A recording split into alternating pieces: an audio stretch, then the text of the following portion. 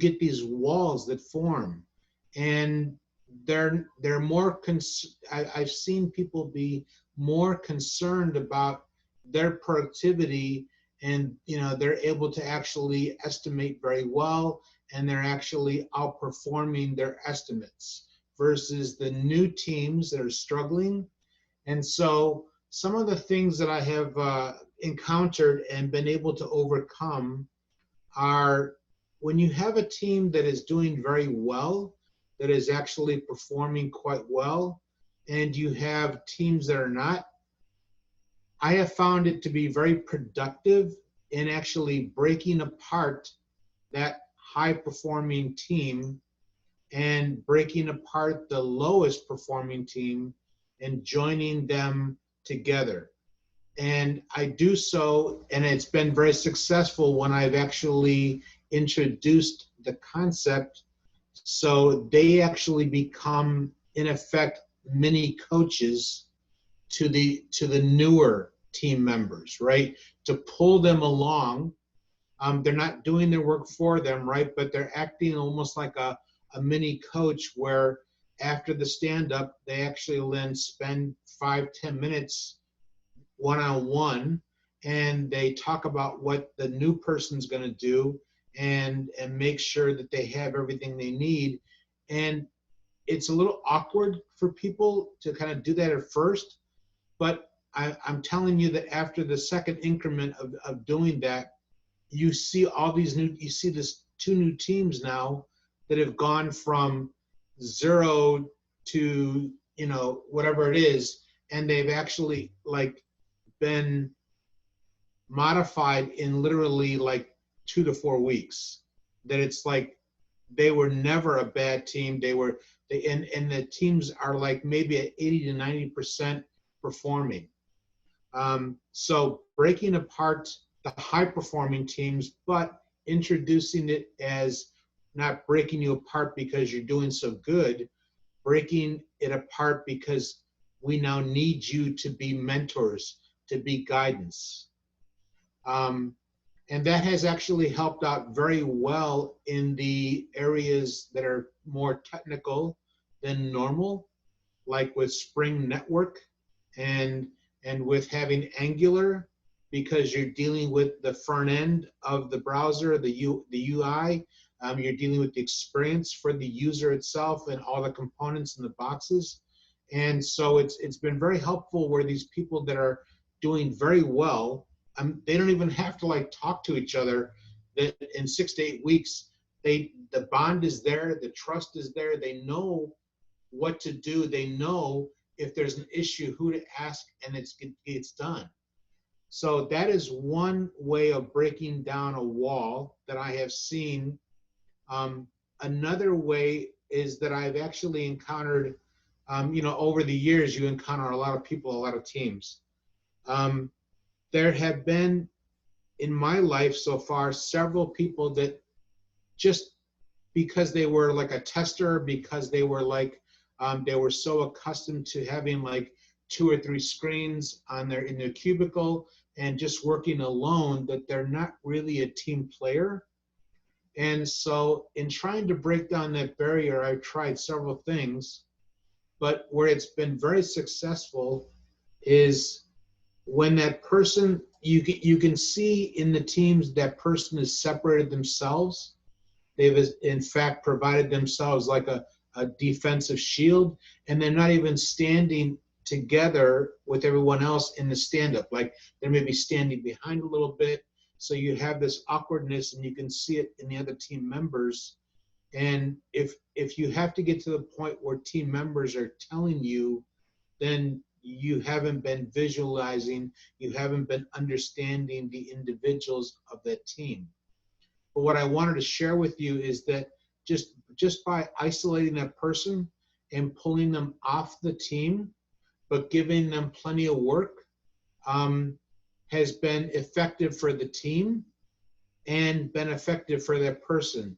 That both have become, now there's no longer a chasm in that team, that both are working very well. And even I've gone to the extent of talking to some of the team leads on the enabler teams that are doing more Kanban than Scrum, and that person fit very well into that enabler team because they were, let's say, C++ coder, and they were awkward in the Scrum team in doing stand-ups, but they fit very well in an enabler team that was actually able to utilize that, and that team lead or that tech lead was able to actually then just work with that person one-on-one every morning, and the work was done, right? So it was a personality conflict, but it was very successful because when you have personality conflicts,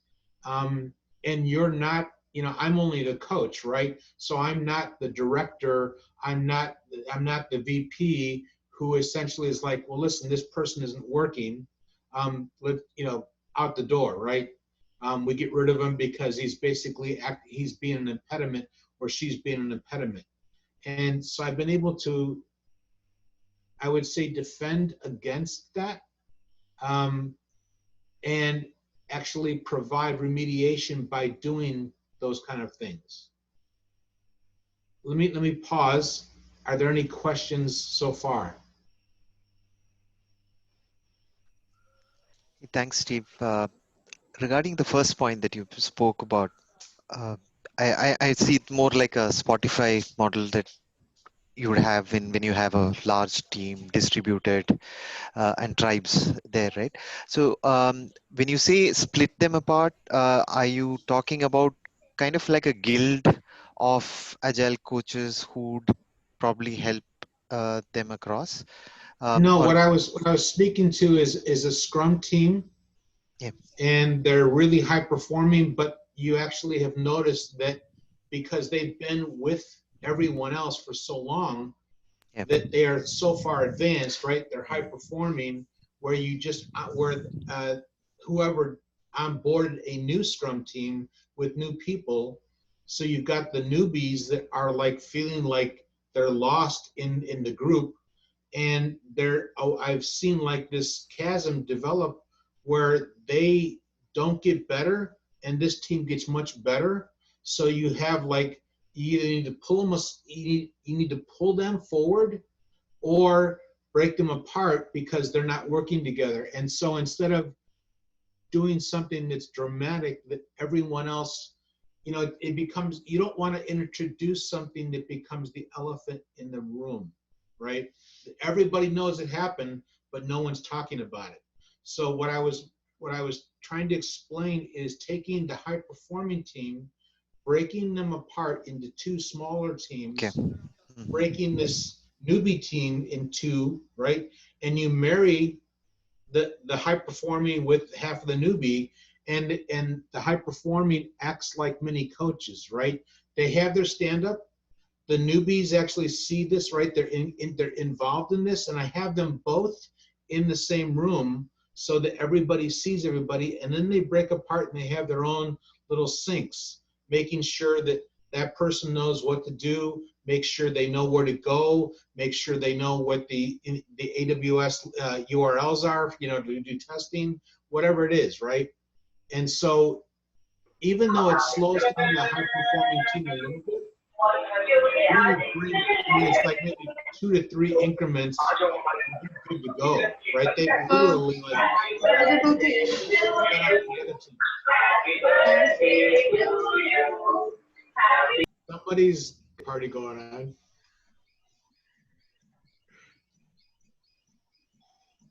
Any other questions so far?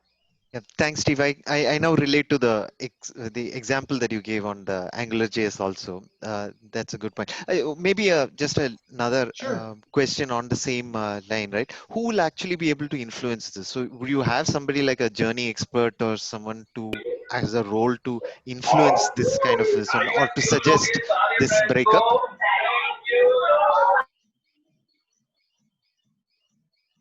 Steve, I think you went on mute. Yeah, I put everyone on mute, and then you please unmute yourself. Okay. Yeah. So in the larger teams, because there's so many players involved, you could as a coach mentor the RTE, the release train engineer. You could mentor any one of the managers, if you will, that's acting as a proxy, right? You could also, I haven't done it, but I'm just thinking out loud, is if you have a good bond between the Scrum Master and the PO, they could literally introduce that and walk those teams through, right? It is not a smooth journey, right? When you've got a high performing team and they're trusting each other and they're working so well, to introduce that we're thinking about splitting the two of you up, into two groups, there is some resistance, right? But then if you introduce it as only to help you in, help starting your mentoring, starting your guidance, right? So that you can actually, the three of you or the four of you could actually evolve into team leads, whatever it is, right? But introduce it openly. And it isn't that it works all the time, right? But the majority of the effect is, I've actually had it where the team said no, majority of the team said no, and it's like, okay, fine. But the other team I talked to, it wasn't quite as advanced, said, yeah, we'd be happy to, right? So it's all about personalities. It's all about, you don't want to introduce a conflict, and you want to introduce it softly, if you will. It's not that we're going to. This is an idea. I'd like to share it with you, and then bounce your ideas off of me. Come back to me with it. Sure, makes sense, Steve. Thanks. So something I actually, about 6 years ago, what I actually had in mind to talk about breaking down walls was the mental behavior, the mental presence of the human is really an interesting aspect. And there are nuances that I didn't even know, being older, that you introduce just by happenstance, just by what we've been taught in a corporate culture. That, like, when we have to talk to someone, when we have to discuss a negative issue or a personal issue with them, that just by sitting down at a table and being across the way from them is an automatic. It's like the flight or fight defensive mechanisms come up, right? Shields up, if you will, just by sitting across from each other. When you have to talk with someone in any one of the teams, any one or all, as a coach, because there are either some complaints, some concerns that are coming out, from behind you, that people kind of whisper things, they come over to you or they ping you, quietly.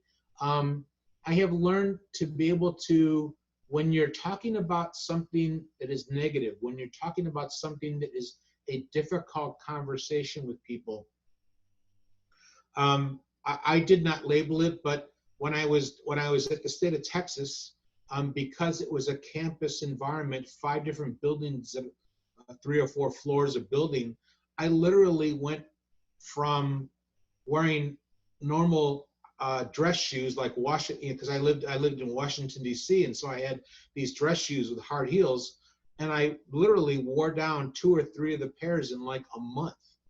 And so I went and I got all these different colored Skechers, right? So I've got these like tennis shoes, but they're black, they're gray, and everything else, because I would literally be a fly on the wall in everybody's meeting. I had a cubicle, I was never at the cubicle.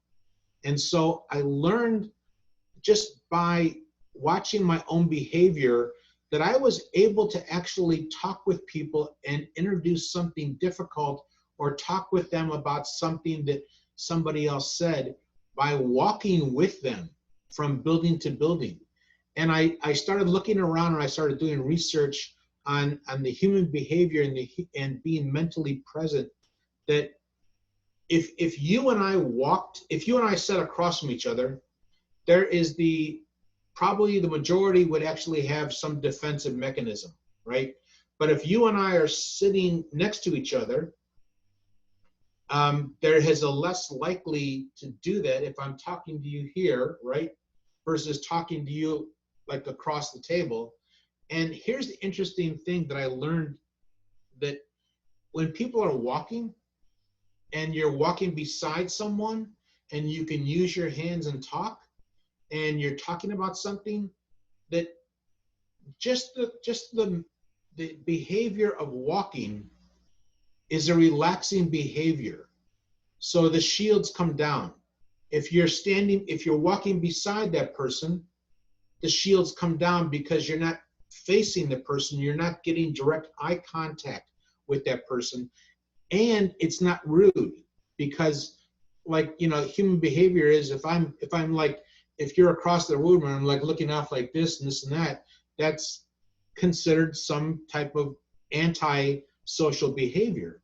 But if you and I are walking together, like down the sidewalk, right, down the street, wherever, in the park, and we're talking about something difficult, not only are the hands free, like we're not sitting like this, you know, or standing like this, and it's a free flowing, and you're able to actually talk normally and without raising the defensive mechanism of that person. And I've had to do that over the years, where a team member was doing something that basically irritated the other team members, all the way to a point of, you know, in the States, I would say probably more than half of the people now don't smoke anymore. And if they did smoke, they vape, right? But people that still smoke, and this was like, you know, you enter into this danger zone when the coach is male, the coach is older, and the offender is younger and female. And it was because she smoked.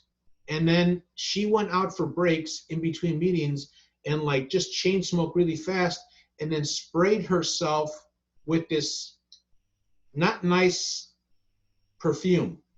And then she'd come up into the meeting room that is a closed room, and immediately within about 10, 12 seconds, she was offending I mean, you would literally see people in a large room pick up their chairs and move their chairs way away from her, right? And so I had to have these conversations, and I learned to even have that conversation with her. I had to have it twice, but I was able to actually stop HR, because some people had actually sent in email complaints to HR at the state. I was able to stall them and actually have this conversation where the first time she's like, yeah, okay, yes, I understand, you know, just kind of like blowing her off, right? And then continued it less. But the second time she actually opened up, and all this personal junk came out. It wasn't what I expected. And actually, when you're like, when I'm doing these walk and talks, the defensive mechanism is totally down. More personal stuff came out, and I listened, right? And I tried to use Socratic questioning in understanding if this personal issue was actually affecting them in work. So I was able to do anything from identify people that were having problems with their wives, problems with their children, to this lady, this female that was smoking and putting in this cheap perfume.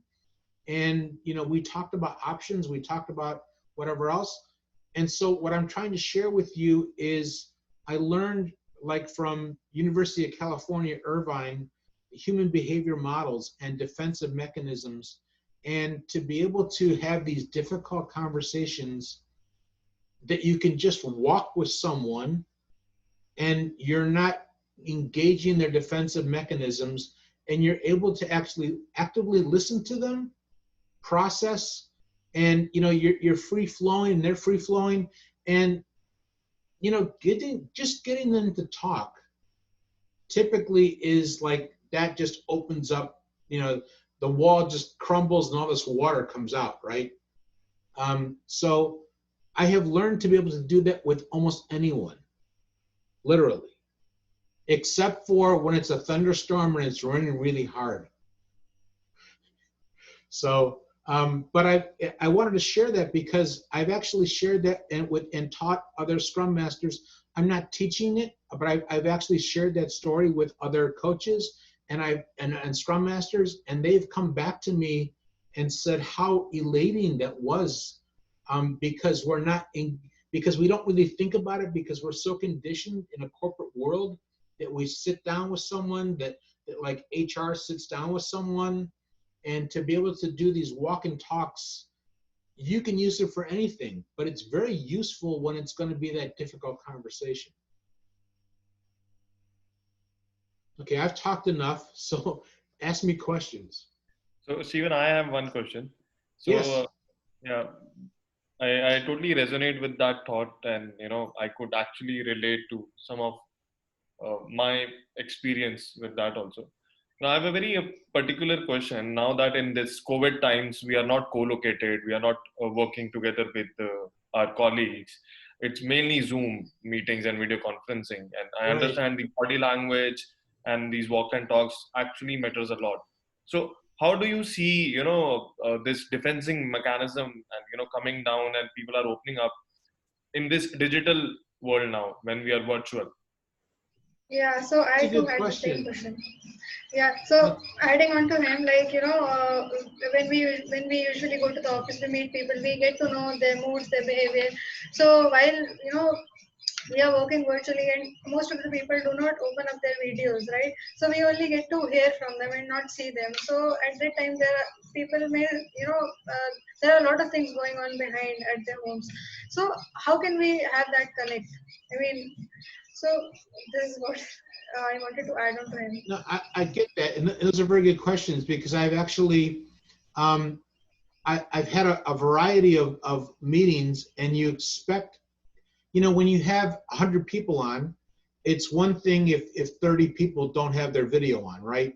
But if you've got 3 or 4 people, and 3 of them have their video on, and one person doesn't, or had it on and just shuts it off, and then they're like talking, not only is that like antisocial, it's like it actually makes us who are on the video kind of concerned about that person, right? And kind of concerned, are they really engaged? So making, if we try to simplify things down, like distilling it down to like the simplest form of a team agreement, is that the team, as the coach, as a scrum master, the team should be agreeing to social behaviors. They should be agreeing to meeting etiquette. And we don't need to be taught meeting etiquette. I mean, it's pretty self-explanatory, but there are, documents out there on meeting etiquette, and the team needs to basically sign off and agree to that. And whether you're getting them to sign up PDF or a Word document or whatever it is, a Google Sheet, you need to push it to the team that the team agrees on these parameters for their Zoom meetings, and it is what it is, right? And so maybe you don't need to have video every day, but there should be video at least half the time, because as a human operating virtually, our brain starts going outside of itself with questioning, that if someone's talking and we're just looking at a blank screen, it's one thing for them to be driving like a PowerPoint presentation, right? Or something like that. That's different. But the point is, when you're like going right like we are right now, and somebody would be talking and their video isn't there, that is antisocial behavior. So you have to look at that. Is that person just having a bad day, where they, and just have a conversation with them about that, so that they realize, and you don't have to have that conversation in front of the rest of the team, but that antisocial behavior actually will become a chasm or an impediment within the team itself, within the working group itself. So you asked about how to facilitate where people are on. So some of the things that I've seen that have been quite successful, it's a little silly, but some of the agile teams have actually had happy hour, where they made a cocktail, they have a drink, and they're sitting in front of, and they're talking about whatever, a topic that is not business for 15, 20 minutes. The same with coffee, coffee, tea, right? And basically the premise or the what I'm trying to say here is the rule of the conversation is no business. So they're talking about personal things going on, this and that, or some commonality where they're playing a game. But a lot of the games I've seen are so hokey, they're awkward, right? They're not even fun, So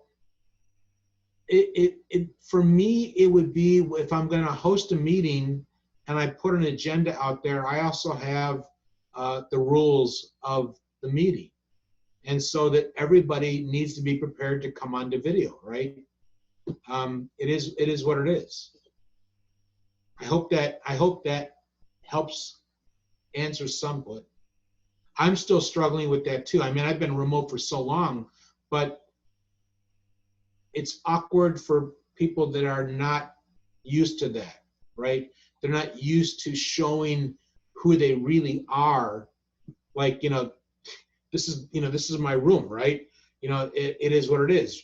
And we can use the virtual backgrounds. I've tried them. I don't use them anymore. And I tried a couple of different kinds over a month, and I was like, and you can see some of these virtual backgrounds. Yours is fine. Yours is like a Christmas card. I love that one, right?